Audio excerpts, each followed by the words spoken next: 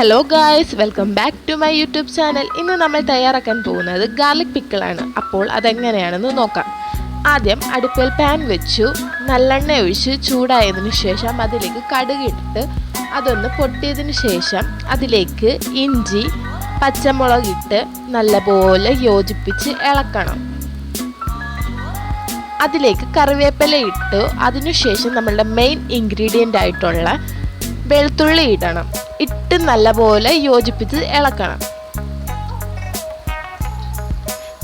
എന്നിട്ട് അതിലേക്ക് മുളക് പൊടി, മഞ്ഞൾപ്പൊടി, കുറച്ച് മല്ലിപ്പൊടി, പിന്നെ കായവും ഉപ്പും ഇട്ട് നല്ലപോലെ മിക്സ് ചെയ്യണം.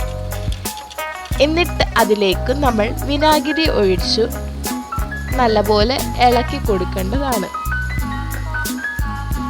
എന്നിട്ട് അത് ചൂടായി കഴിയുമ്പോഴത്തേന് നമ്മുടെ ടേസ്റ്റി ആയിട്ടുള്ള ഗാർലിക് പിക്കിൾ ഇവിടെ തയ്യാറായിരിക്കുകയാണ്.